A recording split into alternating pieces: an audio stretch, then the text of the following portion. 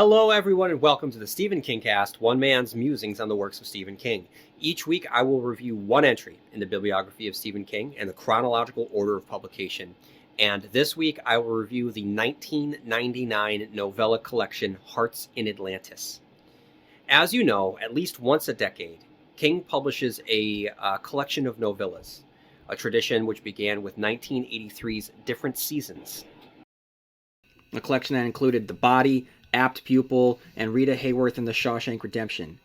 In 1990, King released an examination on the malleable nature of time with 4 Past Midnight, and now, published right before we entered a new millennia, King released a series of stories looking at the baby boomer generation.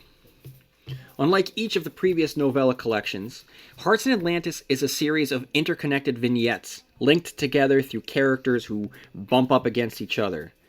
Each story examines a different viewpoint of their lives, with the first and the last stories focusing on Bobby Garfield, first as a child and later as an adult. Because these stories are so interconnected, this review is going to look different from the reviews of the previous novella collections. In Different Seasons and 4 Past Midnight, I devoted an episode for each of the stories within. But because the novellas included here are so woven in and out of each other, I just think it makes more sense to keep this together as a singular piece. Now, before I get into the story-by-story reviews, let's just kind of look at this as a whole for a second. To make a long story short, Hearts in Atlantis allows King to reflect upon his generation, the baby boomer generation. Specifically, the failure of the baby boomer generation to live up to the potential of their idealistic young selves. And I think that the hardcover edition says it all. On the cover, we see a peace sign with a poster of a missing cat with the word "lost" stamped on it. Visually speaking, King is going to be writing about a lost generation. Now, this was an unexpected treat when it first came out. I honestly did not think that we'd get the expansion of the Dark Tower mythology, as we do with the introductory novella Low Men in Yellow Coats, a story which will be made into an Anthony Hopkins starring adaptation, Hearts in Atlantis.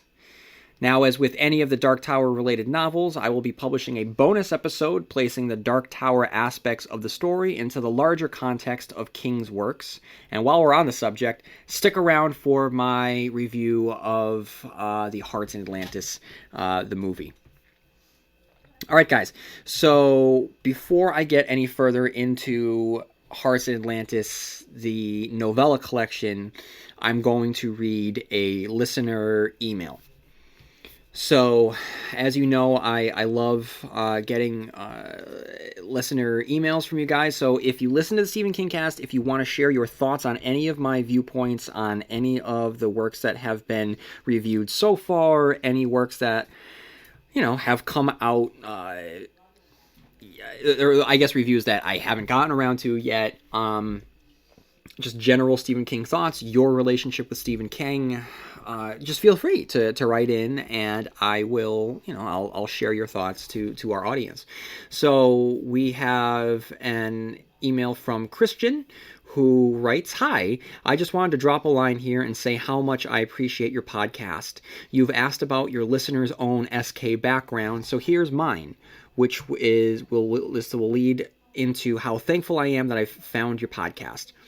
I don't have many memories from my elementary school age days, but one I do have is sneaking into my parents' bedroom one night and noting that my dad had quite a hefty paperback on his bedside table. One with a cover that for some reason struck me as mysterious despite its simplicity. My parents' room was always off limits to us kids and thus had a mysterious ambiance to it anyway.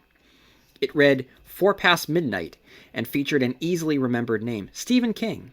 I was 10 years old, and I knew I had to find out more about the author and this book. I remember thinking that this book must have treasures galore, a book that size. Later that week, I spent a day at my grandparents' house who lived behind a library. When I stayed with them, the routine always included a library visit just prior to dinner.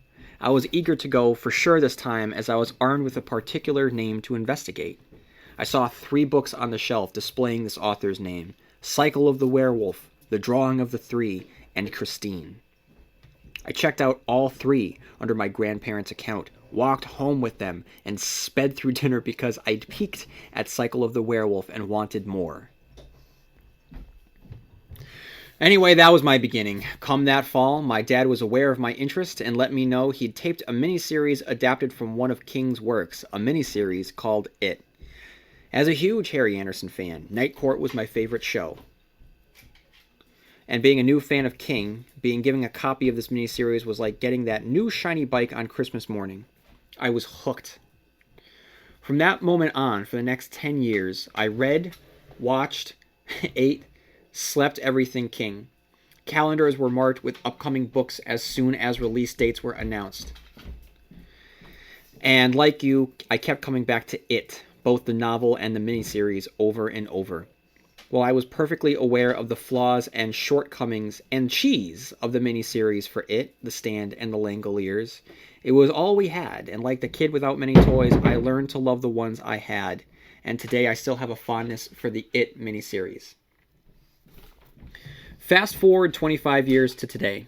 I've read everything the man has written. I, like you, also have read everything of Joe Hill.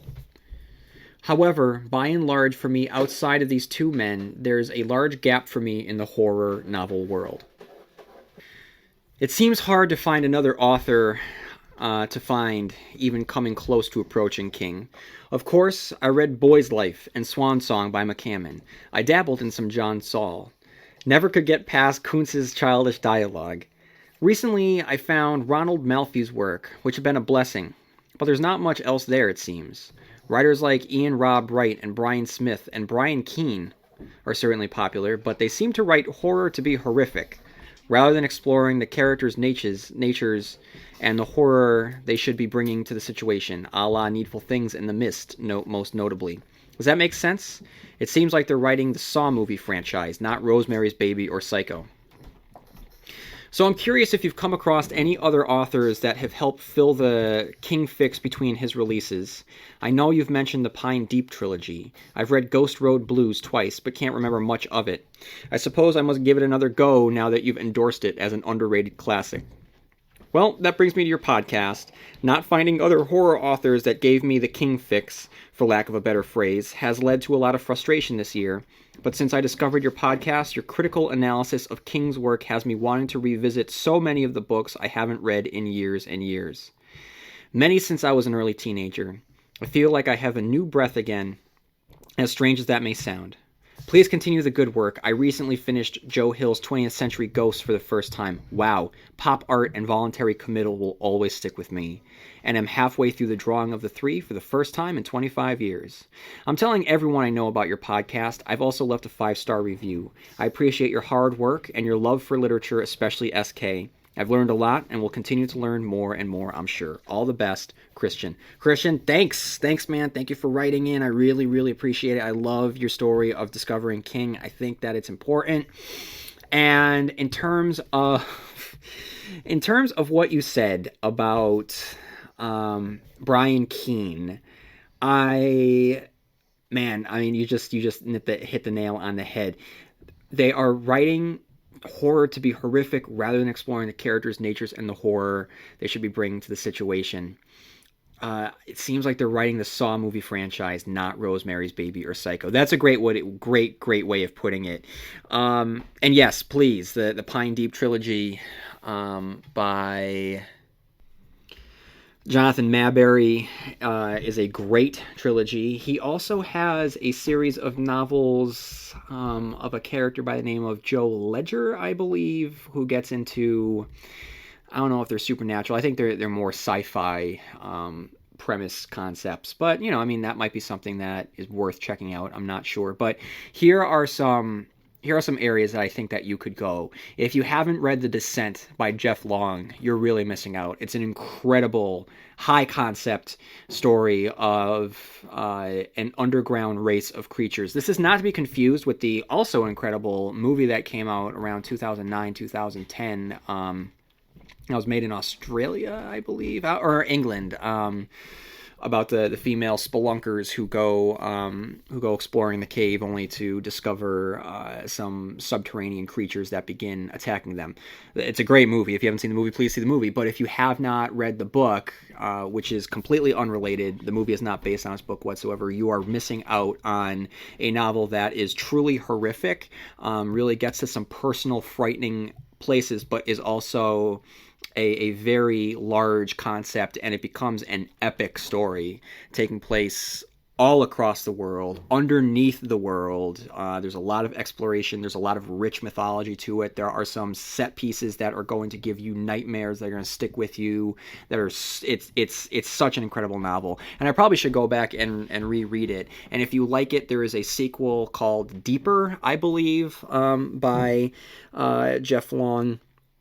And I think he was starting to set the stage for a third book that he hasn't gotten around to yet, and I would like to see what he has in store for us. So, Jeff Long, if you're listening to this, I do miss your writing, so please feel free to publish the third part of your Descent trilogy. Other novels that you might want to think about, if you are not reading John Connolly, he sometimes gets confused as a crime writer, not to be confused with Michael Connolly, the crime writer, but John Connolly's books can be found in the mystery section of your local bookstore. And if you start reading The Adventures of Charlie Parker, you will see a lot of Stephen King in his works. They are set in deep Maine. His writing of the Maine wilderness is completely on point. It's beautiful. And John Connolly is an Irish author, and he brings a very poetic sense of style to his writing, and he can write some truly horrific scenes and descriptions. And there is basically what it is that the main character, Charlie Parker, is a former cop who unfortunately suffers a truly tragic situation in which his family is murdered, and he becomes a private investigator, and he continues to get into every case he winds up investigating starts to have more and more of a supernatural aspect to it. And as the books get further along, we realize that there's this much, much larger world behind the scenes that involve fallen angels and other creepy supernatural characters. And not the last book, the one that just came out right before it, is, to me, is just the pinnacle of what he's able to do here. Is like a battle royale of a bunch of his supernatural characters. It was great. So there are a lot of books that he has written at this point. So if you want to get into a novelist that you haven't touched, you will definitely have a lot to read there. So John Connolly will not steer you wrong. And if you haven't read anything by F. Paul Wilson, F. Paul Wilson is a lot of fun as well. He has written the Night World series of books. So in the early 80s through the 90s, he started releasing these publications. The first one that he wrote was The Tomb. No, I'm sorry, my bad. It was The Keep, which was adapted into a movie that I haven't seen yet. I don't want to. It has, I guess it's not that good. And it takes place during World War II. The Nazis occupy this keep and unknowingly unleash what at first appears to be a vampire that had been hidden in its walls. But we realize that the vampire has not been hiding. It's clearly been imprisoned. So now the question becomes, who or what imprisoned it?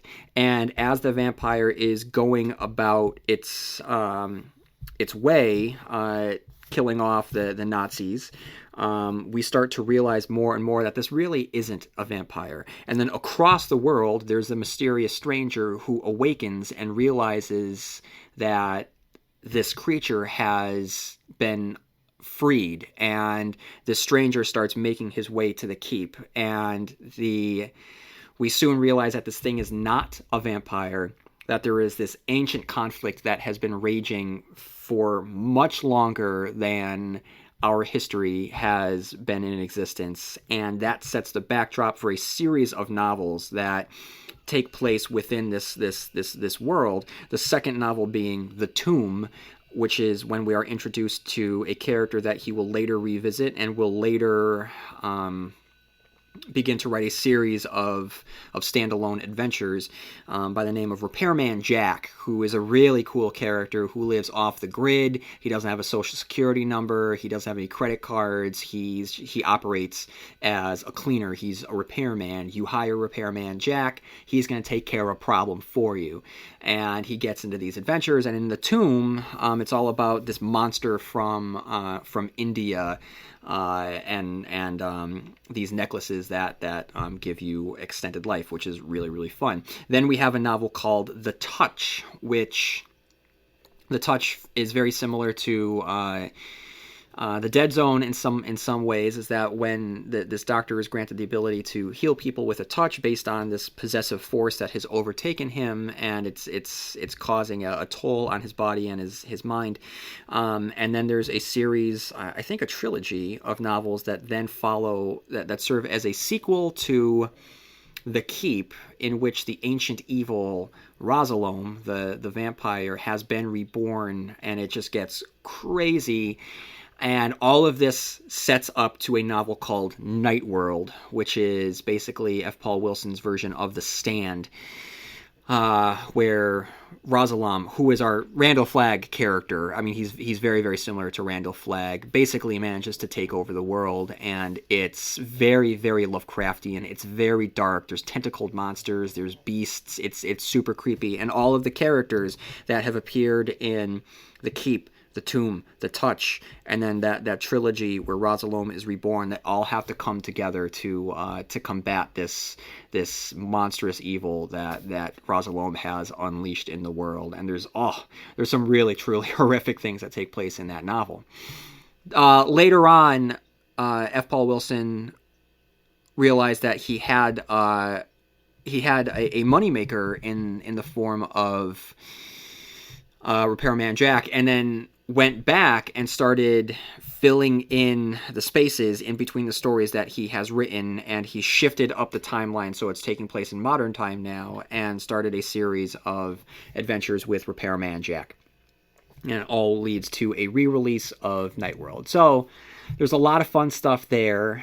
So I hope that's a good starting point for you. But yeah, seriously, if you have not read The Descent, you're really missing out. I would start with The Descent by Jeff Long. So Christian, thank you so much for writing in, and anyone else that has not done so, feel free to write into stephenkingcast@yahoo.com. All right, guys, so what I'm going to do now, I'm going to get into my review of Hearts in Atlantis. I'm going to start first with my review of Low Men in Yellow Coats. So I'll begin with the Wikipedia summary from Low Men in Yellow Coats. The first and longest part, Low Men in Yellow Coats, take place in 1960 and revolves around a young boy, Bobby Garfield. He lives in Harwich, Connecticut, with his self-centered mother, Liz, a widow. He really wants a bicycle, but Liz claims they do not have the money for a bike, despite her constant purchases of new clothing. For his 11th birthday, Bobby's mother gives him a birthday card containing an adult library card. During this time, Bobby doesn't realize that his mother is being forced into having an affair with her boss, Don Bitterman. Bobby spends his time with his two best friends, John Sully Sullivan and Carol Gerber. An older gentleman named Ted Brodigan moves into the apartment on the 3rd floor, 2 floors above Bobby and his mother. It's obvious from the start that she doesn't like Ted, but Bobby does. Ted spends a lot of time discussing books with Bobby and gives him Lord of the Flies, which makes a huge impression on the boy. Liz claims to be worried that Ted might be sexually abusing Bobby, though in fact she feels guilty about neglecting her son. Bobby, understanding the situation but unable to articulate it, solves the problem by keeping the two apart. Ted speaks to Bobby as one would to another adult, which makes a great impression on the boy. Ted offers Bobby a small amount of money to read him the paper daily, claiming his eyes are not what they used to be. Bobby witnesses Ted blanking out several times and realizes that Ted possesses psychic abilities, which he's able to pass on to others by coming into physical contact with them. Ted places his hands on Bobby's shoulders one morning, and later on that day, Bobby wins a 3-card Monte game at the beach because he was able to read the card dealer's mind. As the two grow closer, Ted confesses to Bobby that he is being stalked by the Low Men, the Can Toy, the evil servants of King's reoccurring villain, the Crimson King. The signs of these men include lost pet signs and chalk drawings of stars and moons. Ted asks Bobby to keep an eye out for their signs and to let him know when they're near. Ted also makes bets at the local bar to generate money and stay unnoticed. His bets always win, likely because of his psychic ability. It's revealed, although it's only understandable to readers of King's other works, that Ted is in some way connected to the Dark Tower. He is hiding in Bobby's town as a means of escaping the struggle revolving around it. Ted makes occasional references to both the tower and its beams, including the field of roses in which it is situated. Bobby does begin to see the signs, but does not say anything to Ted because he's afraid of losing his new friend. One day, he finds Carol lying in a grove of trees with a severely injured arm. She tells him that 2 bullies, Richie O'Meara and Willie Shearman, held her down while a third, Harry Doolin, beat her badly with a baseball bat. He carries her back to his apartment house where Ted is waiting. They go inside to the Gartfields' apartment, and Ted has to cut off Carol's blouse to reset her arm, which turns out to be dislocated but not broken.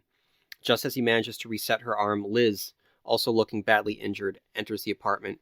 It turns out that her employer and colleagues invited her to a supposed real estate seminar, which was an excuse for them to take advantage of her, something that Bobby dreamed of, and Ted was able to describe due to his psychic abilities. Seeing Carol on Ted's lap while naked above the waist immediately causes her to think that Ted has been molesting Carol. Eventually, Liz calms down, takes Carol home, and decides to sit in the local park to gather her thoughts. Bobby takes a long nap, and when he awakens, he finds his mother asleep in her bed and Ted long gone. Bobby looks into his mother's purse and finds a lost pet poster appealing for information about a dog named Brodigan. He realizes that his mother has telephoned the canned toy and told them of Ted's whereabouts. Bobby eventually catches up to Ted, just as the low men are about to take him away. They want to take Bobby with them too, but Ted offers to work with them willingly if they let Bobby go. They give Bobby the final choice, and faced with going with Ted wherever that may be, or staying behind, Bobby chooses to stay, and despises himself for this choice. After the low men leave with Ted, he comes into the bar to claim the payoff from the last bet that Ted made to bankroll his escape, and takes it home to give to his mother to help them both escape Harwich, while simultaneously confronting her about the biased view of his father. The remainder of the story details, in brief, Bobby's adolescence. He beats up Harry Doolin with a baseball bat, moves away from Harwich with his mother, starts smoking Chesterfield cigarettes, which was Ted's favorite brand, and is twice put into a juvenile detention facility. When he arrives home after his second incarceration, at this point it being 1965, he receives a letter from Carol, with an envelope that she tells him is from Ted. Bobby opens the envelope to find it's full of rose petals, the ones which surround the Dark Tower, and he knows that somewhere Ted is free of the low men once again. He goes to his mother, who seemed to have grown prematurely old, and embraces her. She cries because of the mess they've made of their lives, and encourages her that there's hope for the both of them. Analysis. The collection begins with the title, 1960. They had sharpened sticks. They had a stick sharpened on both ends. I loved reading this story. It has elements of It, Insomnia, The Talisman, The Gunslinger. The story of Ted Brodigan and Bobby Garfield and Carol Gerber and Sully John is one that King feels very comfortable writing. It's not the first time he's written about childhood, and as much as I can remember, this might be the last time he focuses on childhood from this point forward. But even though he's examined it in many of his previous works, this one, as much as any of the childhood stories set in the 1960s, still feels very personal, and it should. After all, he's writing what he knows, and he knows what it's like to be a child during that time period. Now, much older, wiser, and reflective, he's able to dig back into those boxes of memories and recreate this time period, and to have it be about that time period, unlike the similar era of It, where the focus was on the characters and what it meant to be a child, period. Now, we have a handful of people living in a very specific time, and whereas It could take place in any other time period, Low Men in Yellow Coats cannot take place in any time period other than the 1960s. Anyway, King's analysis on his generation begins with Bobby Garfield, whose father, we quickly learned, has died, and Bobby is focused on a Schwinn for his 11th birthday, though he won't get it because his mother has made that perfectly clear. King establishes the dynamics here very quickly and very naturally.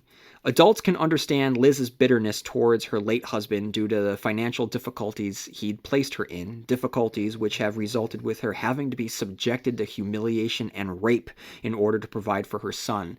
Yet simultaneously, King manages to make us feel for Bobby when he yearns for the bike because why shouldn't he yearn for the bike? He's a boy, and boys are meant for bikes. I do wonder, however, if there's a larger comment on the materialism that would go on to define this generation during the 1980s, as if wanting a bike was a sign of things to come. And as if to reinforce this, King introduces one of the novella's themes, that life isn't fair. It isn't fair that Bobby's father has died. It isn't fair that Liz has to do what she has to do. It isn't fair that Ted Brodigan will be enslaved over and over again. It isn't fair that Bobby can't have his bike. It isn't fair that Carol is attacked by the bully. It isn't fair that so many soldiers died in the Vietnam War. It isn't fair how they were treated when they came back. It isn't fair that the generation that showed so much promise lost their way along the line. These things are not fair, but the world goes on regardless. It's up to us to do the best we can in spite of the unfairness that will permeate this world day in and day out. King settles into a natural rhythm with the three kids, Bobby, Carol, and Sully John. This should come as no surprise, as he's written childhood friendships with great success before, with stories like The Body and It. He incorporates little flourishes that make it honest, like how each of the children, so fresh to the world, are each obsessed with a different word, trying it out for the first time, making the word their own. Or how these kids repeat their parents without really knowing what it is they're repeating, like how Carol says that Brigitte Bardot is trashy without her really even knowing what that means. Soon after, Bobby has his first real conversation with Ted, who talks about time. The descriptions he gives of time, inspired by the writings of famous authors, speak to the life he's lived. Time is an old bald cheater, could very easily apply to the Crimson King, and that we are all time's prisoners speaks to Ted's long imprisonment at the Crimson King's hands. Furthermore, when he starts talking about the possibility of alternate worlds, that is pure Dark Tower right there. Bobby spends some time with Sully John, and we get the easy dynamic between the two, King very deftly crafting the two distinct personalities, Bobby being more introspective and thoughtful, and Sully John having a more outgoing personality. It's at this point where we get the first hint of the low men in the yellow coats, as Sully mentions having seen weird men in the park. King has spent the first 30 pages or so establishing the world of 1960 and its characters, that at this point he should feel comfortable enough starting to weave in the supernatural. So when Bobby spends time with Ted, who then phases out and says ominously, "One feels them first in the back of one's eyes," we should know that things are going to start to get good. We've established the characters. Now, King can establish the plot. So Ted hires Bobby to keep his eyes open, specifically for the low men in yellow coats. Now, what a great visual, huh? I mean, with this, he demonstrates impeccable word choice that conjures the exact image that he'll go on to describe. The trench coat-clad shadowy thugs. The name for the Cantoi, the agents of the Crimson King, is proof of everything that King is writing about storytelling and the beautiful power of the written word. Bobby agrees to watch out, and by the end of the scene, the pseudo-father-son relationship is formed. Ted calms Bobby's nerve by placing his hands over his, and King writes very simply, "It was big and warm and comforting. A man's hand." That's all he needed to write. He doesn't have to have Bobby think of his deceased father. The reader fills in the blanks. It's interesting to note that this comes right on the heels of the introduction to the Loeb men. Such a connection only serves to enforce the limited time the two characters will have with each other. King builds up the threat and the mystery of the low men, their ability to not be seen, and their form of communication, of using lost pet posters and hopscotch grids, church bells ringing at the wrong times, or church vandalism. This is yet another example of King taking the larger supernatural concepts and grounding it with the everyday. As I said in my review of Insomnia, every time I can't find a sock or a remote control, I worry for a split second if Atropos had stolen it. Every time I sneeze, my first concern is that I've come down with Captain Trips. I can't walk past a sewer grate without wondering if a voice is going to bubble up from within. It's the same thing with these little details. It allows for a much stranger world to exist behind the one we walk through every day. Almost immediately after, while spending time with Carol and Sully John, Bobby spots one of those hopscotch grids. Afterward, King reveals to the first time that whatever the story is, though it may be taking place in 1960s Connecticut, this is a story that is connected to his larger work, The Dark Tower, when he says, "There will be water if God wills it, and all things serve the..."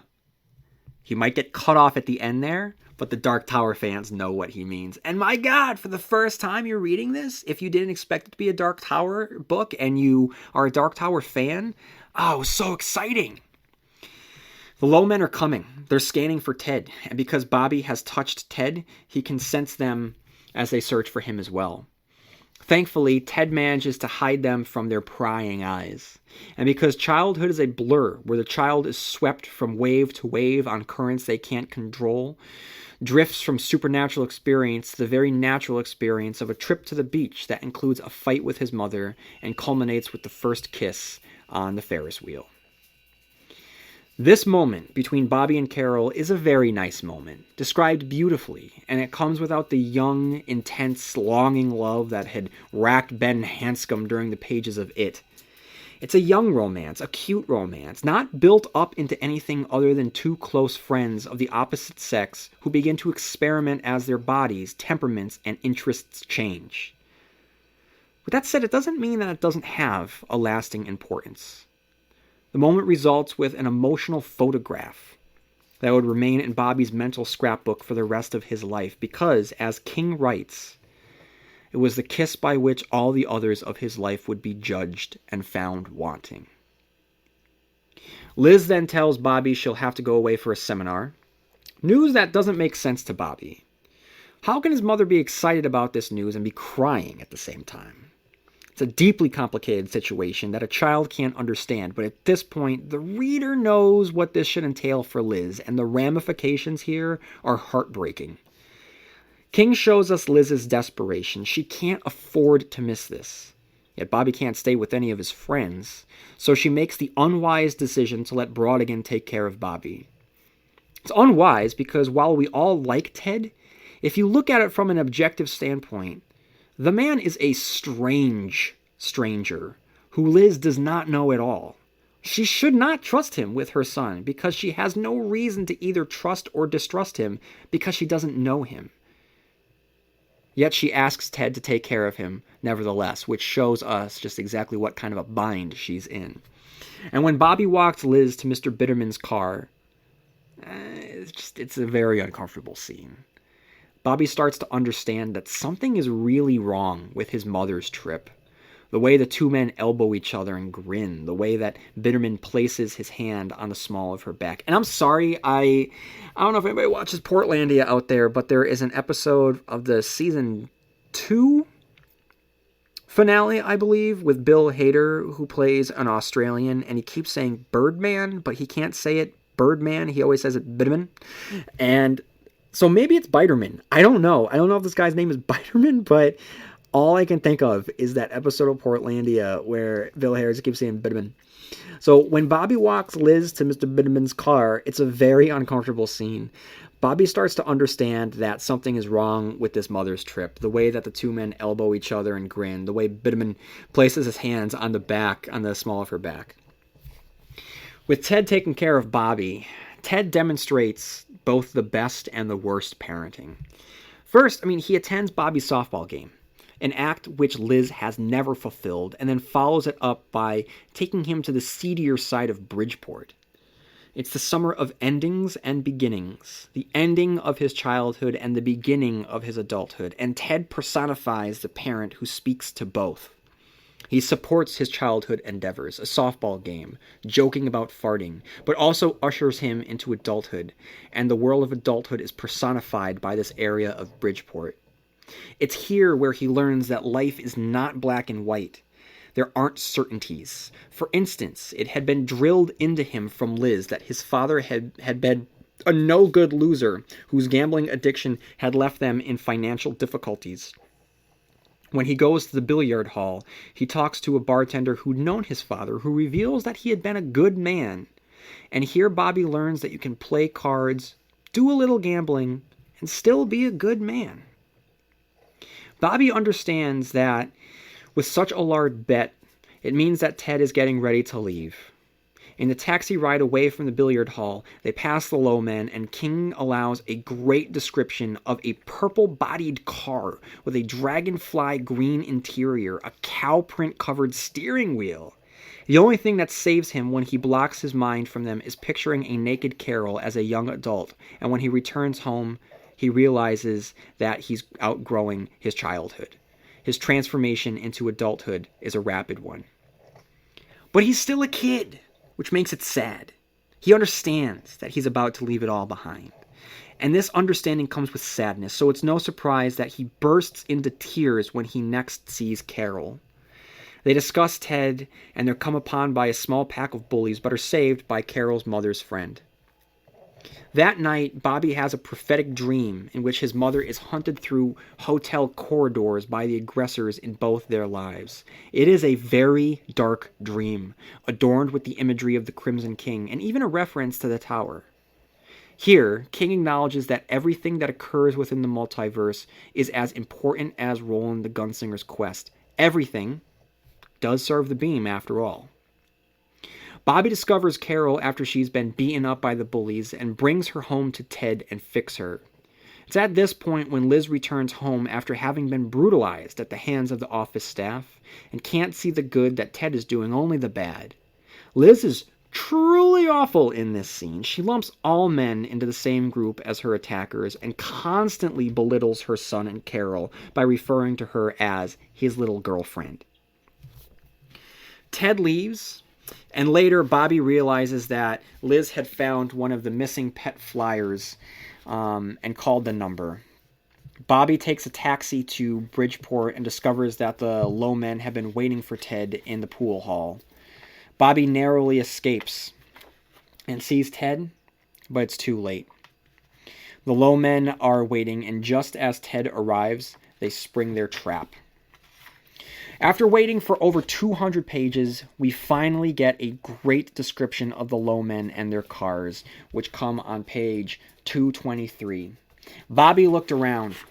The low men stood shoulder to shoulder, surrounding them, penning them in their smell of sweat and maggoty meat, blocking off any sight of the street with their yellow coats. They were dark-skinned, deep-eyed, red-lipped, as if they had been eating cherries. But they weren't what they looked like. They weren't what they looked like at all. Their faces wouldn't stay in their faces, for one thing. Their cheeks and chins and hair kept trying to spread outside the lines. It was the only way that Bobby could interpret what he was seeing. Beneath their dark skins were skins as white as their pointed Reet Petite shoes. But their lips are still red, Bobby thought. Their lips are always red. And their eyes were always black, not really eyes at all, but caves. And they are so tall, he realized, so tall and so thin. There are no thoughts like our thoughts in their brains, no feelings like our feelings in their hearts. From across the street there came a thick, slobbering grunt. Bobby looked in that direction and saw that one of the Oldsmobile's tires had turned into a blackish-gray tentacle. It reached out, snared a cigarette wrapper, and pulled it back. A moment later the tentacle was a tire again, but the cigarette wrapper was sticking out of it like something half swallowed.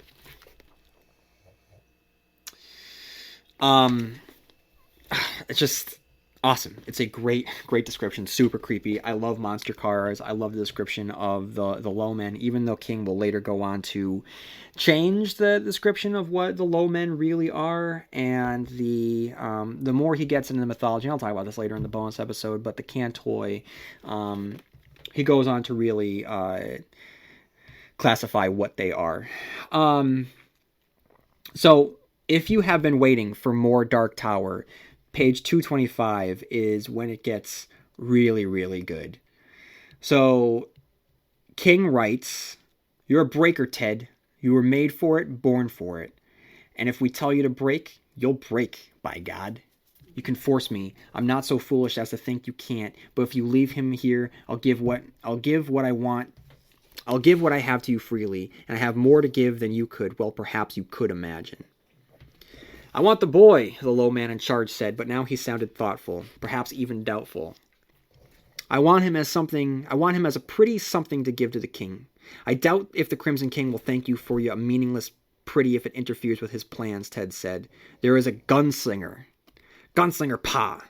Yet he and his friends have reached the borderland of Endworld," Ted said, and now he was the one who sounded thoughtful. "If I give you what you want instead of forcing you to take it, I may be able to speed things up by 50 years or more. As you say, I'm a breaker, made for it and born for it. There aren't many of us. You need everyone, and most of all, you need me, because I'm the best. You flatter yourself, and you overestimate your importance to the king." "Do I wonder? Until the beams break, the Dark Tower stands. Surely I don't need to remind you of that. It's one boy worth the risk."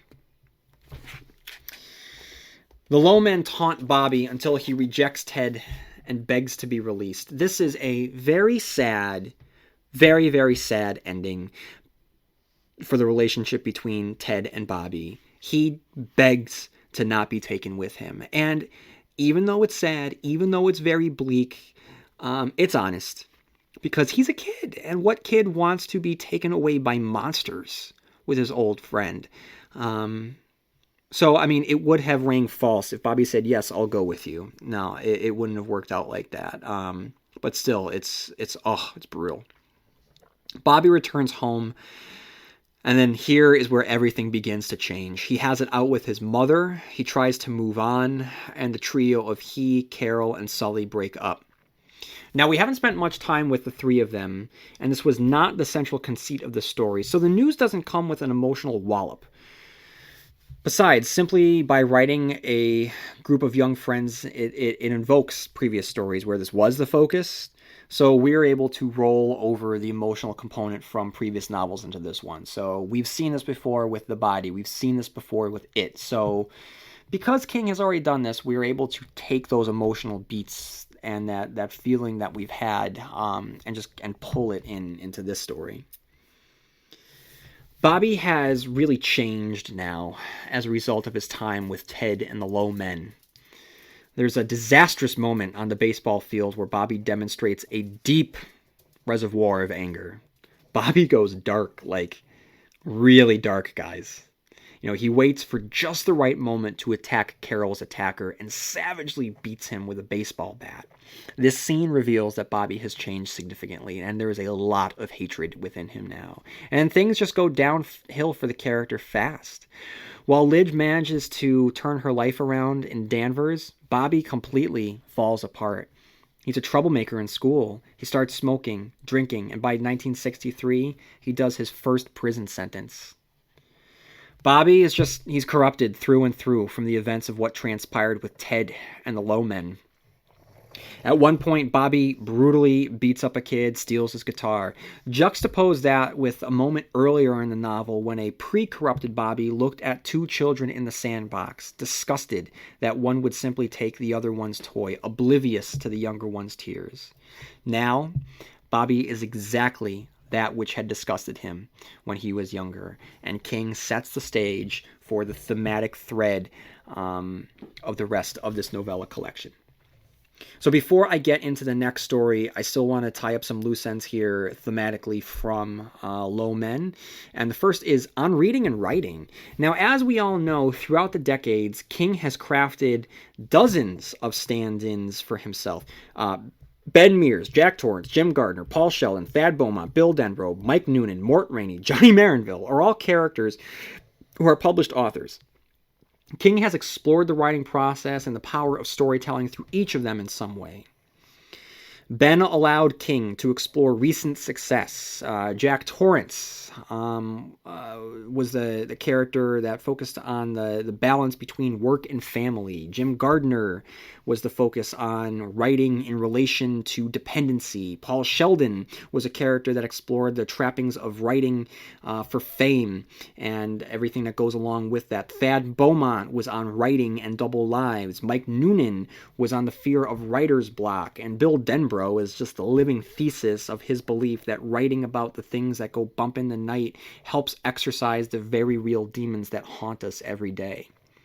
With Ted Brautigan, King doesn't necessarily focus on the power of storytelling through the process of writing, but rather the power of storytelling through the process of reading. First, Ted will tell Bobby, there are also books full of great writing that don't have any good stories.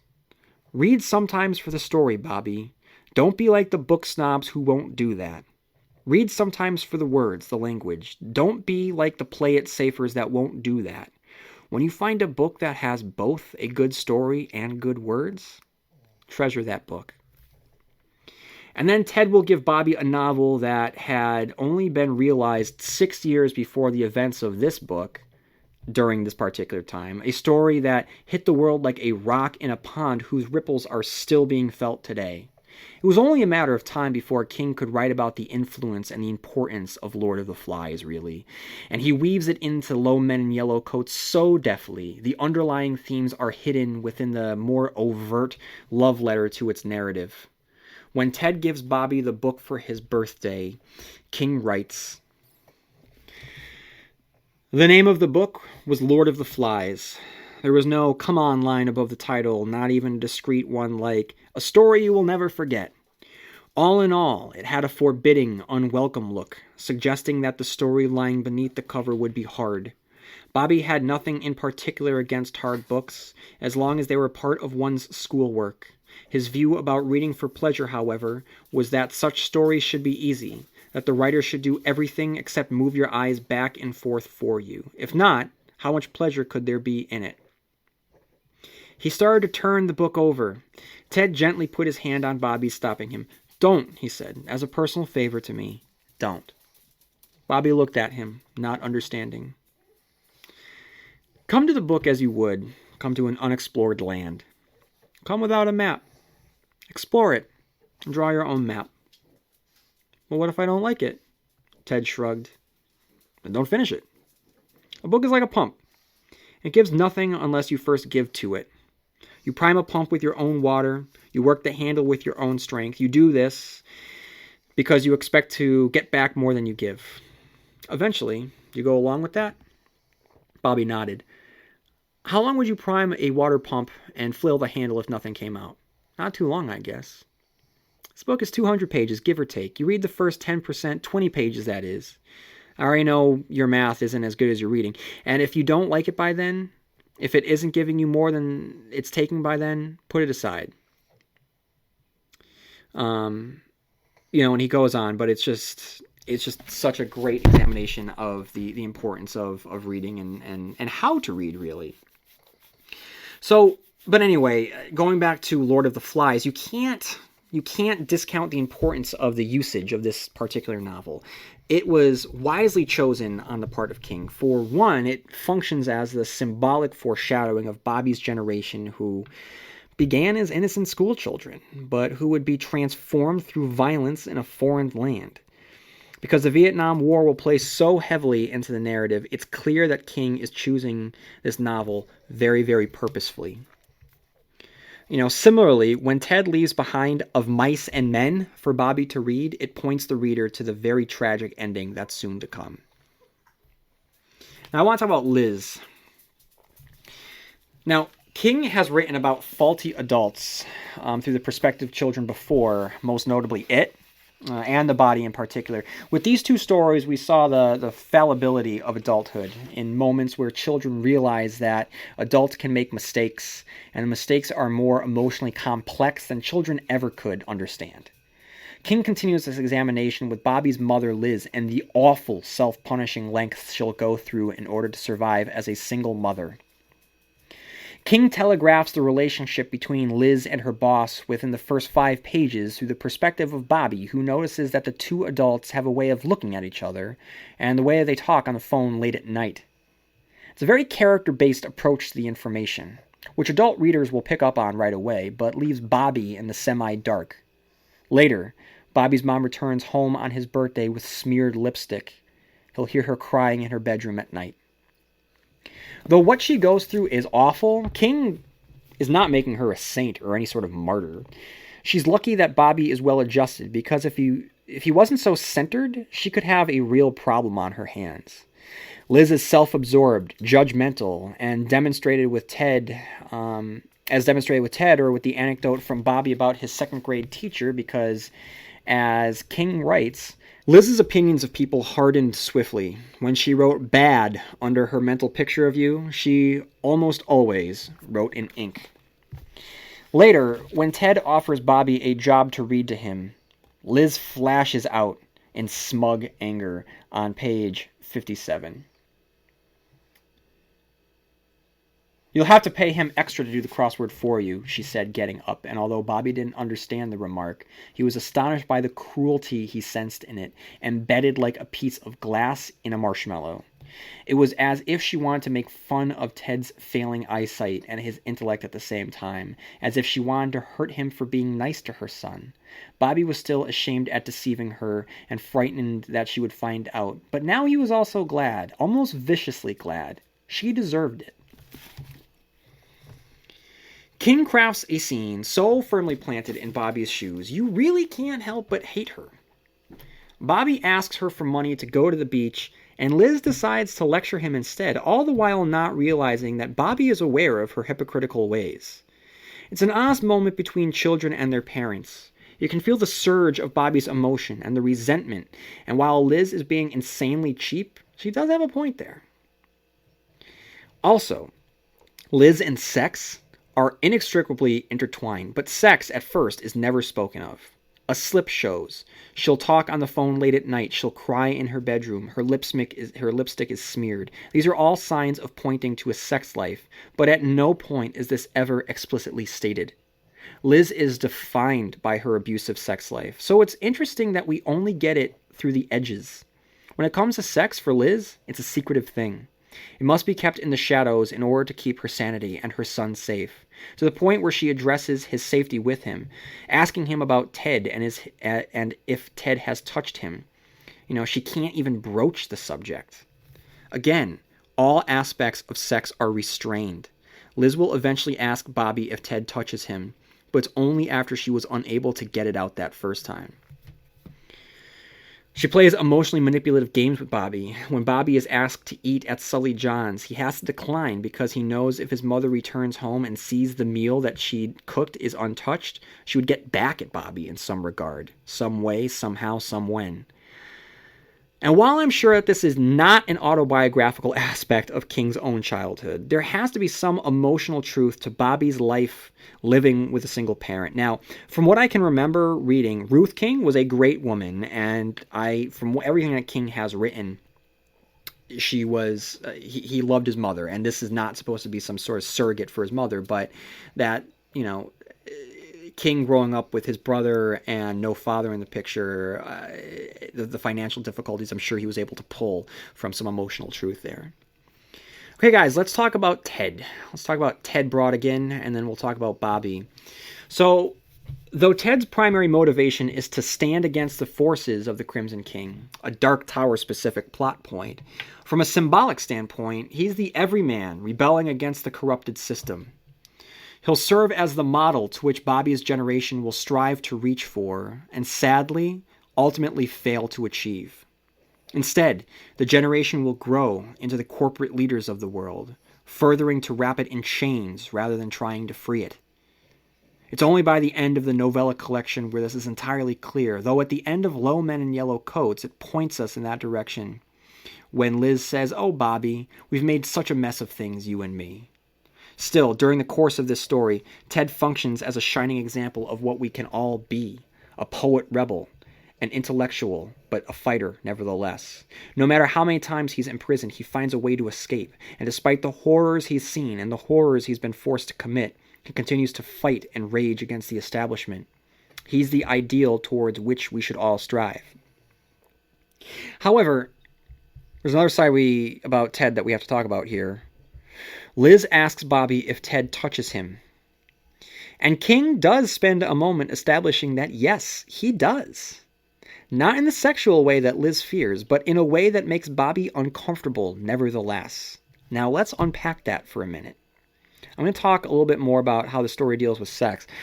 We certainly know that Ted is one of the good guys, so his intentions are not to sully Bobby in any way. The love the man has for the boy, I believe, is completely genuine. And it isn't as if all of the touches are inappropriate, a rustle of hair, a clap on the shoulder. But when talking about the low men, Ted puts his forehead against Bobby's, his hand around the nape of Bobby's neck. I mean, that motion, that movement, that placement suggests intimacy, right? And intimacy between a strange man and a boy is clearly inappropriate, as long as that man is a stranger with cruel intentions. But intimacy does not necessarily imply sexual intimacy. It can suggest trust, love, and openness, which is what I believe transpires in this moment. I don't believe that King is attempting to make us distrust Ted, but I do think he means to raise connotations of molestation. Because in this case, their friendship takes place during Bobby's final summer of childhood. During the summer, he'll see that the world is not a civilized place. It's filled with savages with pointed spears ready to stick each other. If that's the ultimate point that King is trying to make, it stands to reason that he symbolizes this with the slight suggestion of a loss of innocence. There's even a moment where Ted is whispering in Bobby's ear, an act which Bobby recognizes as intimate, and suddenly pushes him away, saying, "Good God, what am I doing?"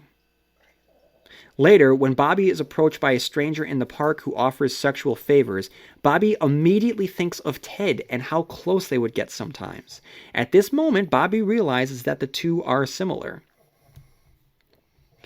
It isn't a coincidence that when the low men confront Bobby and Ted, one low man keeps caressing Bobby on the neck, causing awful feelings within Bobby. It's an inversion, a perversion of Ted's touch. And after he's confronted by the low men, he gives up his principles. He lets Ted be abducted. He renounces his bond with Ted. Yeah, he's just a child, but from a symbolic standpoint, this is the corruption of Bobby's innocence and belief. Bobby returns home, and his confrontation with Liz is depressing. On one hand, yeah, it's great that Bobby finally stands up to her, but the physical threat speaks to a darker future for Bobby. It's only after Ted entered Bobby's life that the more squalid aspects of adulthood manifest themselves.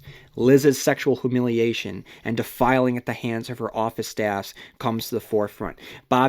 Carol is brutally attacked by the bullies. Bobby learns that he's not strong enough to stand by Ted.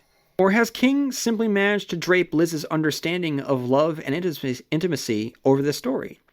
Because what is the relationship between Bobby and Ted but one of affection? This is something that Liz does not understand.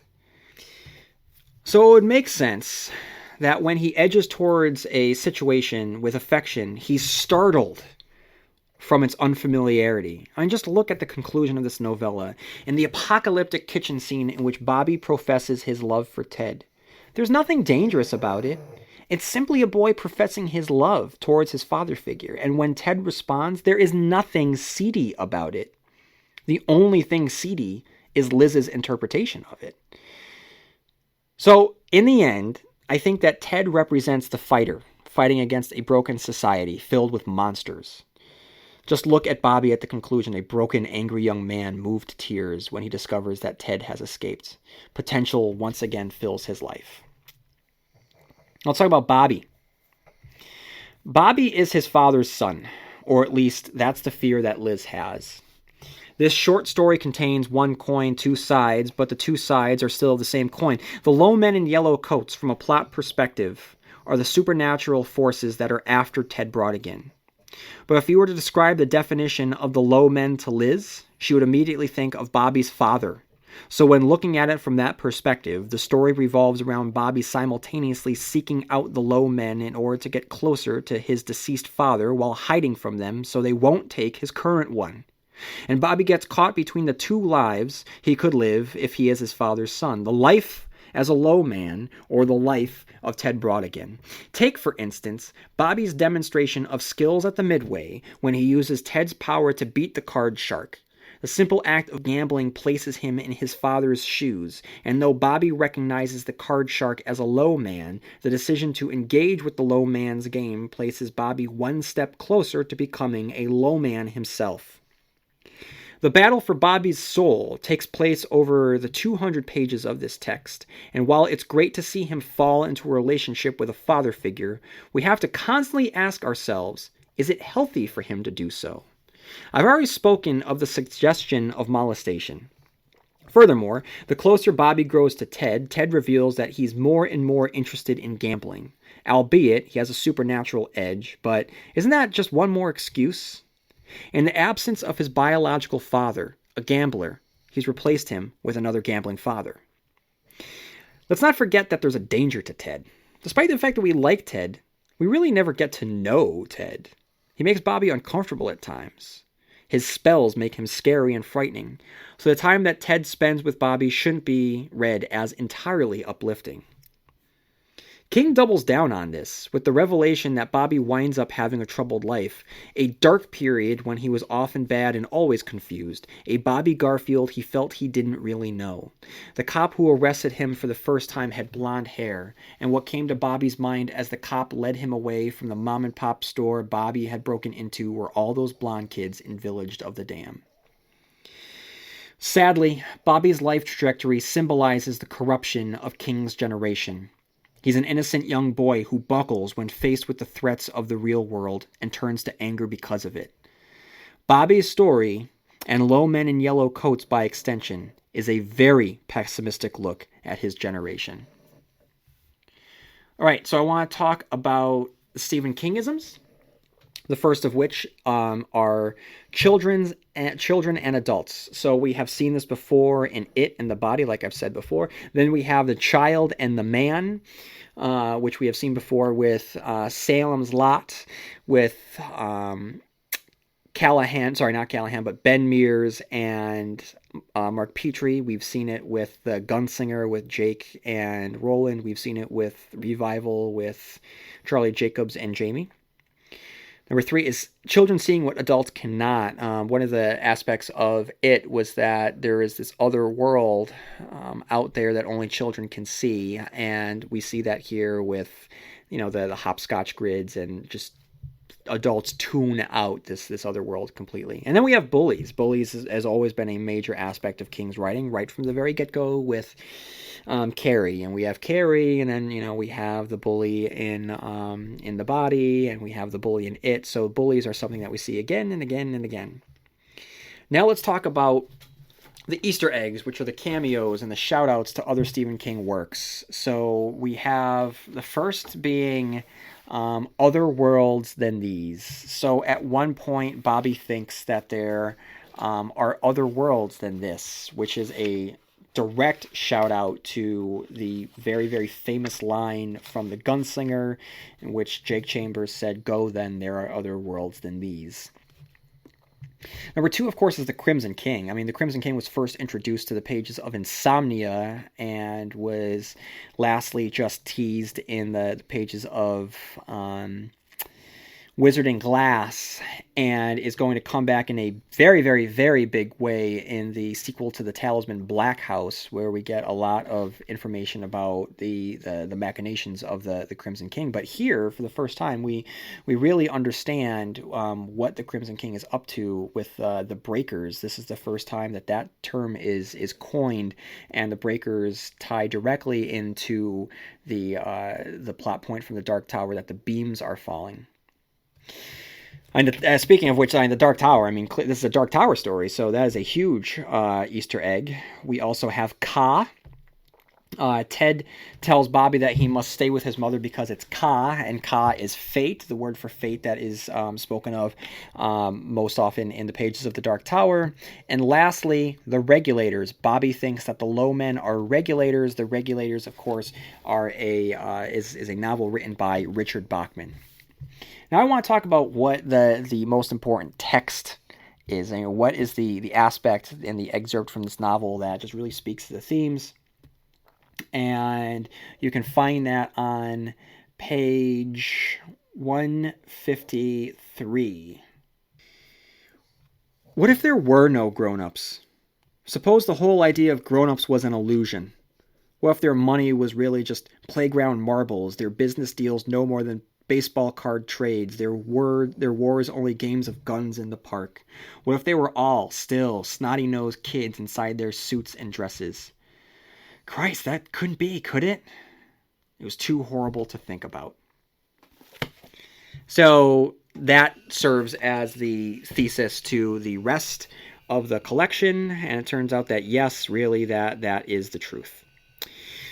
All right, everyone, that's all I have for Hearts in Atlantis, and now I'm going to get on to my review. I'm sorry, it was my review of Low Men in Yellow Coats. Now I'm going to get on to my review of Hearts in Atlantis.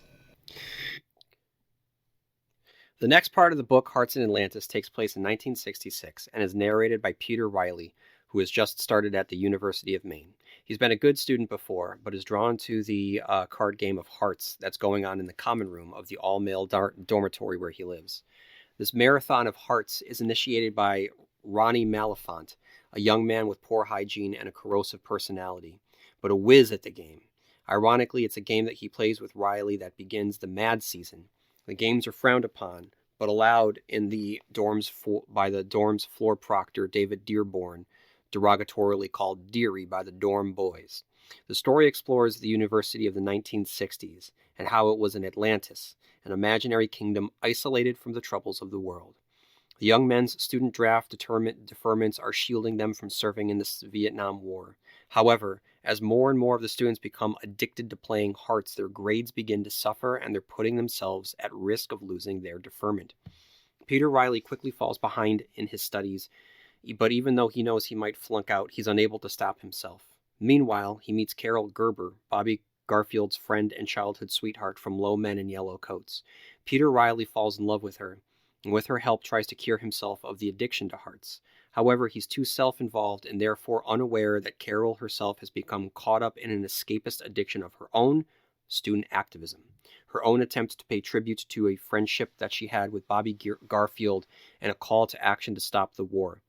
Stokely Stoke-Jones, a firebrand activist who cannot get around without crutches, introduces the peace sign to Peter and his friend Stanley Skip Kirk by displaying it on the back of his jacket. As Peter Riley and his friends' self-destructive addiction to Hearts continues, the Vietnam War grows closer, and signs of defiance appear in the hearts and minds of the students, even in Riley's roommate Nathan Hoppenstand, a shy pre-dent student struggling with doing what he feels is right or just disappointing his parents. One event catalyzes the resistance to the war when a message spray-painted on a campus wall contains a then-scandalous suggestion to fuck Johnson and a call for the U.S. to leave Vietnam. It's flanked by peace signs, which draw the attention towards Jones, who is apparently trying to wake up the students to the atrocity of the war. Riley and his compatriots in the dorm, which have been suffering a rash of student failures and withdrawals due to failing grades. By this time, he says they were majoring in Hearts, and Riley is taken by surprise when Carol announces that she'll be leaving school. She explains by telling him about Bobby, what he did for her, and that her decisions are forever influenced by what Bobby did. She and Riley make love for the first time in his car, and she leaves the next day, leaving a note describing why she did what she did, and what happened the previous night was special for her, and a warning: get out of that card game. He reads the note, then breaks down, despite Carol's firm belief that hearts don't break, they only bend. Peter wonders about the hearts in those who were still protected in innocence. What about Hearts in Atlantis? After Thanksgiving break, where Peter consciously joins the anti-war movement by drawing the peace sign on the back of his high school jacket, Peter tries to pull himself away from the Hearts game already starting by returning students, but is roped in by Ronnie and loses himself in the game as he did before. As the games continue, a massive thunderstorm approaches the campus, and soon freezing rain and hail descend. As Peter plays a game where he holds an apparently superior hand and intends to sink Ronnie once and for all, Jones is spotted on the commons by one of the players, and soon all of the players watch as he tries to make his way across the rain-slickened walk. As they watch, they then begin to poke fun at Jones' seemingly self-destructive charge, cheering him on, and suddenly Peter hears Carol in his head about the boys that beat her up, about how they were just laughing as they did it. Even with this, he can't stop himself. Man, we couldn't stop laughing. Then Stoke Jones loses his balance and falls, landing in the ice-cold water, and the group of boys, still inexplicably laughing, head down to pull him out and take him to the infirmary where he is held for observation. Nathan reveals that Jones was the sole survivor of a car crash, the cause of his crippling injuries. The group comes together after Jones is admitted, and Skip talks to them about a plan that he has. Afterwards, Skip and Peter head back to the dorm, wondering how it happened, how they had devolved in that savage laughter. When Peter mentions he dreamed about being the hero, Skip replies, "Whoever dreams about being part of the lynch mob." I'm going to inject myself right now. It's hard for me to lose myself into this Wikipedia summary right now, because the events that are occurring in the real world at this time of the recording, it's Monday, January 26th. ICE, the federal government organization, has been in Minneapolis for a few weeks now, and the news coming out of there is truly heinous stuff. And just sitting back, we're watching in real time as this country continues to just absolutely tear itself apart and can't come to an understanding of what basic human decency looks like within our country. Anyway, so I'm reading this right now, and it's so real, and what King was writing about at this time seems quaint compared to what's playing out in real time now. Anyway, so that's just an interjection from me in 2026. Okay. Whoever dreams about being part of the lynch mob. When they return to the dorm, students are cleaning up and getting ready to play again. Ronnie taunts Peter, but Peter is cured of Hearts mania and turns him down, resolving to salvage what is left of the term and hold on to his work-study scholarship. Shortly afterward, a meeting is called by Dearborn, where the dean and a school official are present. Dearborn begins by leveling charges against Stoke Jones for the graffiti. However, Skip, who had expected this meeting, derails Dearborn's accusations by saying he himself had been wearing the peace sign on his own clothing. Then Peter admits to wearing it on his jacket, wearing it for most of the semester. Skip ends by suggesting that since Jones is suffering from pneumonia, he would not be a credible source if he claimed responsibility for the graffiti. The two school officials leave after the dean tells them what Peter calls an epitaph of their age. "You fellows have disappointed me." Dearborn, disgraced and alone, leaves the dorm and joins a fraternity, his credibility lost. He and Skip pass, but barely. He wonders if his professors were lenient on him because they might feel responsible if he got drafted and subsequently killed in Vietnam. And then Peter receives a package from Carol. It contains a copy of The Lord of the Flies by William Golding and a newspaper article of a protest that she participated in. It foreshadows the activist group she eventually gets involved in, one that resorts to terrorism with demonstrations that will eventually turn fatal. Ronnie flunks out and is subsequently drafted, but claims he's the ultimate winner of their Hearts game. At the end of the novella, Peter reunites with Skip when they're adults. Skip has become a well-known controversial artist, and they reminisce about how they had such great ideals and how they failed to live up to those ideals. Skip consoles him with the fervent, "We tried." Analysis. 1966. Hearts in Atlantis. Man, we couldn't stop laughing. Remember, this explores an entire generation, and King manages to build his thesis through personal experience. Low Men in Yellow Coats touched upon familiar ground in the sense that we've seen coming-of-age stories set in the 60s before, but not with the pessimistic flavor that tinged the opening story to this collection. Here, he writes about a period of time that he has not explored before, and that's the college years. Hearts in Atlantis, both the collection and this particular story, was an interesting read for me the first time around, as it was published during my freshman year of college. With this new experience so raw and fresh, the second entry in this publication couldn't have come at a better time. Though 33 years separated the college experience of these characters and my own experience, some things don't change, and King captured that perfectly. King's introduction to Hearts in Atlantis serves as a great thesis for the upcoming story, which is found on page 257. College is always a time of change, I guess, the last major convulsion of childhood, but I doubt there were ever changes of such magnitude as those faced by the students who came to their campuses in the late 60s. He teases the events that will sweep through the country and places in the foreground a game of hearts that will run throughout the story. Pete, our main character, refers to Carol, so first-time readers will see that these stories are going to have an interconnectivity never seen before in a single collection. The next through line comes with Ronnie Malenfant, who embodies the qualities of the violent children of Lord of the Flies, a low man walking among us. Hearts in Atlantis starts as a palate cleanser to the dark ending of Low Men in Yellow Coats. It's light world building of life in college, with Pete's roommate, and the little truths like Skip's judgment of everyone as he examines their record collection, which is something we all did during my time, except it was CDs, and I really wonder how college kids peruse each other's music nowadays.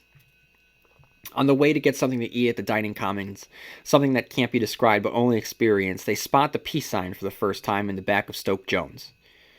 What's the significance of the sign appearing on Stoke, a half-crippled young man?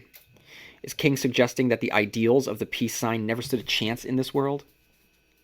It doesn't take long for King to introduce and establish Ronnie Malenfant, who is so over the top, so insulting, so annoying and obnoxious that I'd love to say that he's a caricature, but he's not. I know Ronnie Malenfant. I'm sure you do too. Pete and Carol begin their romance, and it's a perfunctory gesture for each of them to let each other know that they have a significant other back home. This, like so many aspects of this story, ring true. How many high school romances die on the vine on the first year of college? At least for two characters in this novel. One half of one of the romances belongs to none other than Sully John from Low Men in Yellow Coats. King updates us on the goings-on throughout the world and ties it all back to the University of Maine students who are beginning to slip in their grades due to their constant gaming of hearts. I should have noted this by now, but every college student who went to college after the Vietnam War will never understand that being in college and the possibility of flunking out of college literally meant life and death. With the draft existing, the college students exempt from the draft, flunking out of college meant the possibility of being forced to go to war. It's not something that I can relate to. And with each year growing further away from Vietnam, less and less and less of us are able to relate to it. As Vietnam intensifies, the students find themselves talking more and more about it, and even Pete's roommate, Nate, who seems so rock solid in his ways, is shown to be changing as the result of the times. In this case, it's his musical interests, which now include Phil Ox, who sadly is a folk singer that isn't talked about as much as he probably deserves to be. Anyway, this leads directly to Nate and Stoke and Carol's first draft protest. Later, Nate discusses the protest and admits that he couldn't march due to his fear of being arrested and being spotted by his parents. He sees this as a weakness, not unlike the moment of weakness demonstrated by Bobby as the low men converged on Ted. Carol then has a conversation with Pete about the reasons why she marched and why she will continue to march. She looks to her and our past by telling the story of how the boys had hit her with the bat and how Bobby had rescued her, carrying her up the hill despite his smaller size, displaying a strength and bravery that she too wants to possess. She tells him of Bobby's attack on Harry Doolin and sees it as a way to stand up to the bullies of the world, something else that she wishes to emulate. She then points the reader in the direction of the future, with the knowledge that Sully John is going to war. Carol then breaks up with Pete, letting him know that she wouldn't be returning to college after Thanksgiving, and Pete's tearful reaction shows how young our characters still are. It's another way to demonstrate the sheer youth of being 18 or 19, and reinforces the truth that 18 and 19-year-olds are being killed off in a world away. When he returns home during Thanksgiving, such a momentous period in a freshman's life, Pete draws a peace sign on the back of the jacket, and King gives a brief but poignant look at Pete's life from that point forward with the jacket on page 355. I felt equipped to wear the jacket, though, and I did. I spilled beer and cigarette ashes on it, puked on it, bled on it, got tear-gassed in Chicago while wearing it and screaming, "The whole world is watching," at the top of my lungs. Girls cried on the intertwined GF on the left breast. By my senior year, those letters were dingy gray instead of white, and one girl lay on it while we made love. We did it with no protection, so there's probably a trace of semen on the quilted lining, too. By the time I packed up and left LSD Acres in 1970, the peace sign I drew on the back in my mother's kitchen was only a shadow, but the shadow remained. Others might not see it, but I always knew what it was. Now, I'm not informed enough to speak in detail about 1966, about Johnson's presidency, or about the goings-on in Vietnam, but I can make a stray observation about the graffiti that is spray-painted on the wall. F. Johnson, it says. President Murderer. Pete explains how radical this is, and I think about the fact that spray painting this on a wall had impact. I can't get that out of my mind. I mean, compare that to today, where social media feeds are littered with similar sentiments. The reasons why have changed, but the sentiments are still the same. The emotion behind it is the same. It doesn't matter if you lean left or right. If there's a president sitting in the White House, one side is going to be extremely angry and will let you know how they feel about it.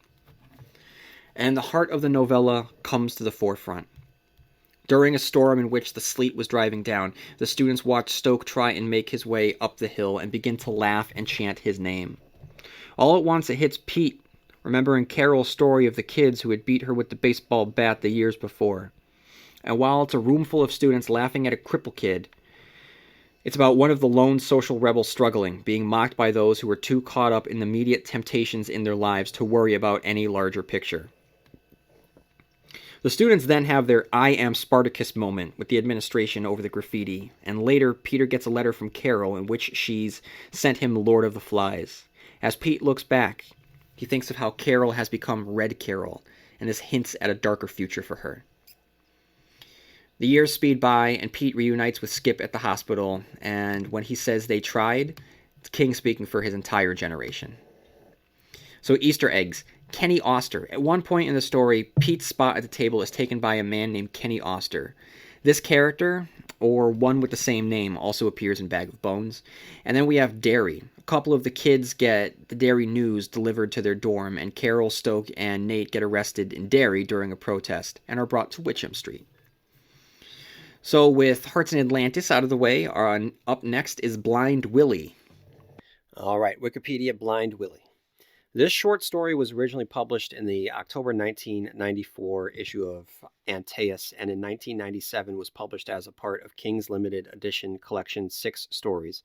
For its inclusion here in Hearts in Atlantis, the story was heavily revised. Blind Willie is about a Vietnam veteran's penance after the war. The main character in the story is Willie Shearman, and the story takes place over a single day in December of 1983. At first, we see him commuting from his Connecticut to New York City, like any normal businessman. We then discover that he has no stable job, his office is empty, and how he elaborately disguises himself as a blind Vietnam War veteran, setting in the same sidewalk location in downtown New York City for years, with a carefully crafted sign listing the cause of his sight loss and his reasons for begging.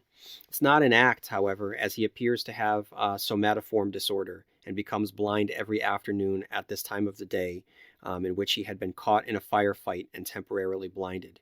We also learn that he was in combat with John Sullivan and Ronnie Malafont, and he had saved Sullivan's life. Willie also keeps a scrapbook about Carol Gerber, who becomes a part of a student activism group who had become increasingly militant under the guidance of a Svengali-like leader named, wait for it, Raymond Fiegler, a name with the initials RF, suggesting that he is, dun dun dun, Randall Flagg. The group became responsible for bombing at a recruiting office. The bomb had gone off early, killing many, and there's evidence that Carol tried to stop the bombing but was intercepted by Fiegler and led away before it went off. She acquired the name Red Carol and was believed killed when their headquarters was raided and the building accidentally set afire. Flagg got away, naturally, as he always seemed to do. He has never forgotten the day that Carol was beaten up by Harry Doolin while he and Richie O'Meara held her down, and views his blindness as a form of penance. Before he heads out to the street corner, he writes an apology for hurting Carol over and over, the huge amount of notebooks showing he's been doing this every day for years. During the course of his day, he is accosted by a beat cop who is taking a bribe not to arrest Willie for vagrancy. This officer tells Willie the price is going up and suggests he would be interested in digging into who Willie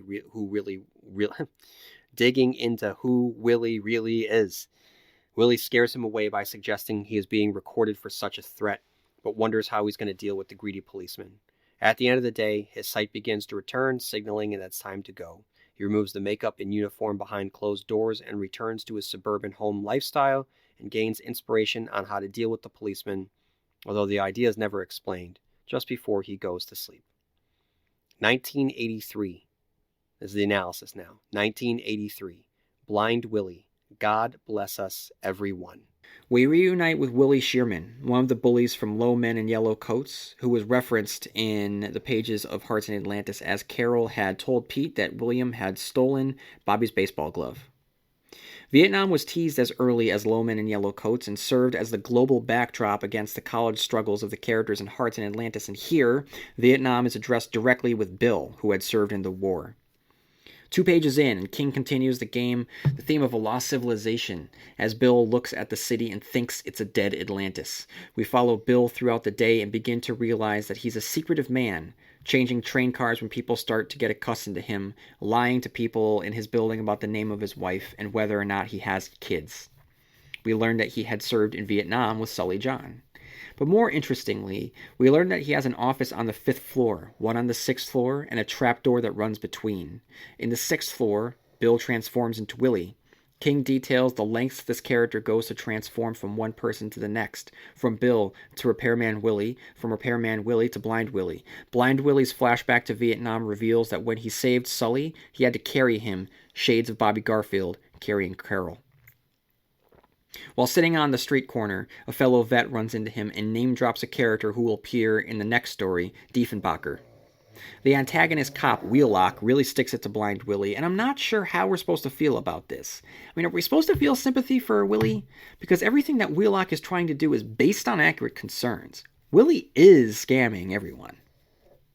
Regardless, Wheelock is not a sympathetic character, so we definitely aren't supposed to be rooting for him, that's for sure. Anyway, Willie heads back to the building to transform back, and we learn more about Carol and how he feels responsible for the deaths she caused in Danbury due to the path he helped set her on back in 1960. We learn of the bomb that went off on the Danbury Yukon campus, how it was set to go off in the morning just before people were there, but when it didn't, she rushed in to try and find where it was. And here's the important part, guys. Was escorted out by the head of the Militant Students for Peace, a man by the name of it, wait for it, Raymond Feigler. Who's that? Well, just look at the initials and his motivations, and longtime King fans will tell you that he's been known throughout the multiverse by the name of Martin Broadcloak, Walter O'Dim, but most famously, Randall Flagg.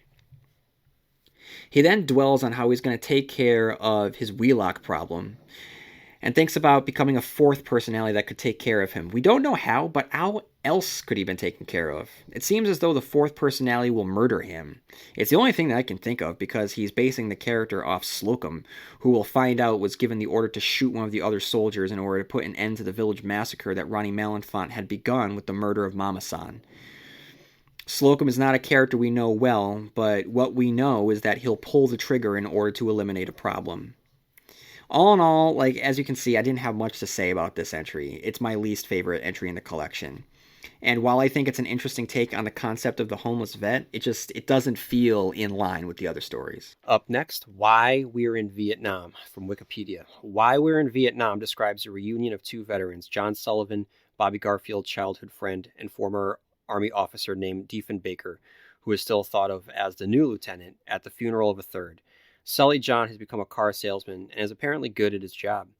The 2 men find a reprieve from the funeral music They share their thoughts about what the veterans of Vietnam have in common, but also revisit an incident in Dong Ha province that almost escalated into a massacre initiated by Ronnie Malenfant, a former student and player in the Hearts game in Hearts in Atlantis. Earlier the day, 2 helicopters had crashed, and Sully John, Diefenbaker, Malenfant, and Willie Shearman, as well as other members of their squad Delta Lightning, ran to the wrecks under enemy fire to rescue the badly burned pilots. The stress of the incident had built until they reached a village in Dong Ha, where Malenfant vowed to kill everyone in the village as a message to the enemy.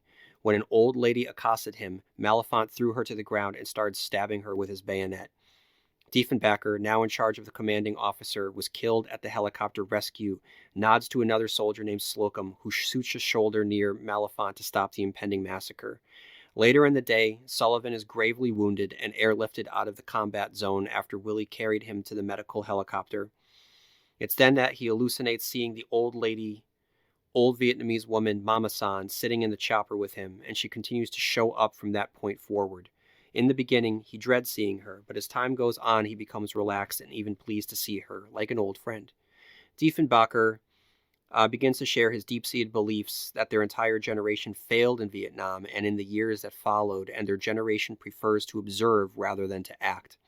Sullivan, unsettled by the prospect of listening to him, illustrates this concept in greater detail, opts out of dinner with Diefenbaker and his girlfriend, and chooses to drive home. During the drive home, he discovers that Mama San is with him, and he enthusiastically shares the events of the day with her until he's caught in a traffic jam. He exits the vehicle to smoke and sees a woman who at first glance looks like Carol. When he approaches her, he realizes that she's not Carol, and it's shortly after that moment that things start falling out of the sky, beginning with a kitschy lampshade and swiftly escalating to other objects of consumer goods, cordless phones, a grand piano, appliances, and a long yellow coat like the low men wear. He is struck by one more object and picks it up to discover it's Bobby Garfield's Alvin Dark glove. He tries to make it back to his car and suddenly sees Mama San glowing brightly, and she speaks for the first time, saying that she'll keep him safe. He abruptly finds himself back in his car with no signs of the sign of the falling objects, but the glove is still there, and he fades while inhaling the smell of summer from the glove. Diefenbaker reads about John Sullivan the next morning in the New York Post. The title is a reference to Norman Mailer's Why Are We in Vietnam?, a novel about a hunting trip to Alaska narrated by a young man about to go fight in Vietnam. Analysis. Why We're in Vietnam, 1999. When someone dies, you think about the past. We reunite with Sully at a funeral, which doesn't bode well for his ultimate ending, which will take place at the end of the story. King immediately places us in Dong Ha with horrifically injured Sully screaming about the recently murdered Mama San. Now, whether this character, Mama San, is a ghost or a mental apparition he can only see. He sees her as soon as he's placed in the chopper and throughout the years. The corruption that had begun in the conclusion of Low Men in Yellow Coats, with Sully's realization that his old girlfriend is a militant fugitive wanted for murder, and that his hometown has become run down. Sully has a nice reunion with Diefenbaker at the funeral, and they have an observant conversation on the tropes of Vietnam vets.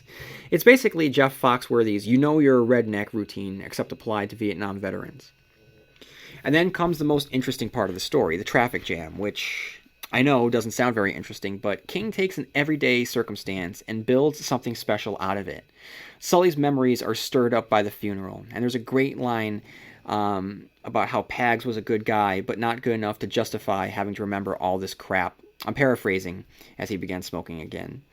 King teases Sully's heart attack with a drying of his mouth, the acceleration of his heartbeat, and the black dots that dance before his eyes. He gets out of his car, and while looking at the other drivers, he thinks he sees a 35-year-old Carol Gerber. While he makes his way towards her, one of the more surreal sequences in a Stephen King story takes place. Objects start falling out of the sky. He catches a lampshade. The woman he thinks is Carol is killed when a cordless phone falls into her skull. It's an incredibly well-written sequence, deeply engaging because of the absurdity of it. The scene is chaotic and crazy and kind of fun because it's so strange. You might be asking yourself, Why? I mean, I suppose that the traffic jam is the metaphor for his life and his generation. Once they were cars on the open highway, their destination as open as the sky itself. Now, it's just junked up. And Sully's death scene, imagining the objects falling in the sky, is a blend of the world he's currently living in, one of materialism, with the world that he'd nearly died in during the war. Of all of the objects that crash from the sky, the baseball glove is the one that reveals that this must take place in a dream state, or a death state, or simply in his head. It gives him one last moment of comfort, a reminder of when life was open to all possibilities, and he embraces Mama-san, who escorts him from this life. King makes his argument for the entire collection in this story during a conversation between Sullivan and Diefenbacher. Dief asks why they're in Vietnam in the first place, and he gives his answer on page 497. We never got out. We never got out of our green. Our generation died there. That sounds a little what? A little pretentious? You bet. A little silly? You bet. A little self-regarding? Yes, sir. But that's us. That's us all over. What have we done since Nam, Sully? Those of us who went? Those of us who marched and protested? Those of us who just sat home watching the Dallas Cowboys and drinking beer and farting into the sofa cushions? Color was seeping into the new lieutenant's cheeks. He had the look of a man who has found his hobby horse and is now climbing on, helpless to do anything but ride. He held up his hands and began popping fingers the way Sully had when talking about the legacies of the Vietnam experience. Well, let's see. We're the generation that invented the Super Mario Brothers, the ATV, the laser missile guidance systems, and crack cocaine. We've discovered Richard Simmons, Scott Peck, and Martha Stewart living. Our idea of a major lifestyle change is buying a dog. The girls who burn their bras now buy their lingerie from Victoria's Secret, and the boys who effed fearlessly for peace are now fat guys who sit in front of their computer screens late at night pulling their puddings while they look at pictures of naked 18-year-old girls on the internet. That's us, brother. We like to watch. Movies, video games, live car chase footage, fistfights of the Jerry Springer Show, Mark McGuire, World Wrestling Federation, impeachment hearings. We don't care. We just like to watch. But there was a time, don't laugh, but there was a time when it was really all in our hands. Do you know that? Sully nodded, thinking of Carol. Not the version of her sitting on the sofa with him and her wine-smelling mother. Not the one flipping the peace sign at the camera while the blood ran down the side of her face either. The one already too late and too crazy. You could see it in her smile, read it in the sign, where screaming words forbade all discussion. Rather, he thought of Carol on the day her mother had taken all of them to Savin Rock. His friend Bobby had won some money from a 3-card Monte dealer that day, and Carol had worn her blue bathing suit on the beach, and sometimes she'd give Bobby that look. The one that said he was killing her and death was sweet. It had been in their hands then. He was quite sure of it. But kids lose everything. Kids have slippery fingers and holes in their pockets, and they lose everything. We filled up our wallets on the stock markets and went to the gym and booked therapy sessions to get in touch with ourselves. South America's burning, Malaysia's burning, effing Vietnam is burning. But we finally got past that self-hating thing, finally got to like ourselves. So that's okay. Sully thought of Malenfant getting in touch with himself, learning to like the inner Ronnie, and suppressed a shudder. All of Diefenbacher's fingers were held up in front of his face and poked out. To Sully, he looked like Al Jolson getting ready to sing Mammy. Diefenbacher seemed to become aware of this at the same time Sully did and lowered his hands. He looked tired and distracted and unhappy. I like lots of people our age when they're one by one, he said. But I loathe and despise my generation, Sully. We had an opportunity to change everything. We actually did. Instead, we settled for designer jeans, 2 tickets to Mariah Carey at Radio City Music Hall, frequent flyer miles, James Cameron's Titanic, and the retirement portfolios. The only generation even close to us in pure selfish self-indulgence is the so-called lost generation of the 20s. And at least most of them had the decency to stay drunk. We couldn't even do that. Man, we suck. The new lieutenant was close to tears, Sully saw. Deef? You know the price of selling out the future, Sully John? You can never really leave the past. You can never really get over. My thesis is that you're not really in New York at all. You're in the Delta, leaning back against a tree, stoned, and rubbing a bug dope on the back of your neck. Parker's still the man because it's still 1969. Everything you think of as your later life is a big effing pop bubble. And it's better that way. Vietnam is better. That's why we stay there. Oof, that's brutal. That's a brutal examination.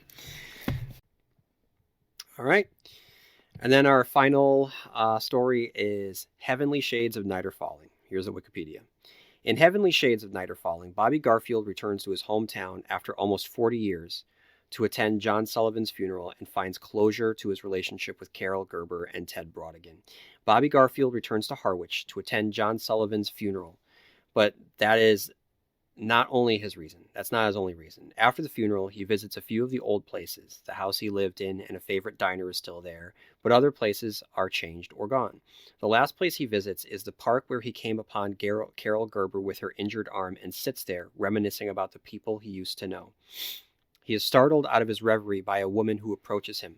Carol Gerber, alive, but scarred and burned as a result of her narrow escape from a burning tenement. She tells Bobby that Carol Gerber is dead. Her name is Denise Schuver, and she teaches math at Vassar. Bobby reveals that he's a carpenter. When Carol voices her belief that he would be a writer, he replies that he believed he would be a career criminal, and is glad that that didn't come true either. She sits down and asks Bobby why he's here, and he reveals that he had come because of an item he'd received in the mail. He then shows her the item. It's his old Alvin Dark fielder's mitt, last seen in the story Blind Willie, with his current address, with the zone specified in the address, even though the U.S. Post Office stopped the zoning requirement in the 1960s in Ted's handwriting. He tells her it was sent by Sully John's probate lawyer, who found it in the car where Sully died in Why We're in Vietnam. He then produces what was in the glove, the copyright page from Lord of the Flies, showing that although it came from the 1960 edition, it's still brand new. On it is written a message for Carol from Ted. Tell her she was as brave as a lion. And the equation that she had written for Peter Riley on his copy, heart plus peace sign equals information in Hearts in Atlantis. Bobby puts the glove where he had left it in the park so long ago, thinking it will likely go back to where it came from, and sits with Carol as his portable radio begins playing Twilight Time by the Platters. The title of this story is the first line from this song. Analysis. 1999. Come on, you bastard, come home. Heavenly Shades of Night Are Falling. The entry comes right on the heels of the previous one and circles us back to the beginning, reunited in a sense, our three main characters of John Sullivan, Carol Gerber, and Bobby Garfield. We don't spend a lot of time with them, nor do we have to. It's an epilogue for a series of vignettes that have been linked together by Carol Gerber. Carol, who we meet as a child in low men in yellow coats, who we saw began to grow into the fugitive, whose ideals were corrupted and warped in Hearts in Atlantis, whose memory haunted Blind Willie, whose boyfriend struggled to find his place in Why We're Vietnam, and here we see Carol return. It's Carol, more than Bobby or anyone else, that embodies King's argument on his generation. They reunite over the baseball glove that had been sent to Bobby. Ted has a message for each of them, in the hopes to inspire the children that hopefully still exist within them. And with the baseball glove embodying potential and uncorrupted ideals, Bobby leaves it to be found in the hopes that where his generation failed, the next may succeed. Easter eggs. Dim. Carol says that she's been taught the trick of becoming dim, a reference to Randall Flagg, who had been the leader of a militant group that was responsible for the bomb that had gone off. And being dim is that magic ability that we've seen time and time again in Stephen King works. So guys, that is Low Men in Yellow. I'm sorry, that is Hearts in Atlantis, the collection, which, like I said, when it comes to generation sociology, I can't really speak about the ins and outs and the nuances of being a baby boomer.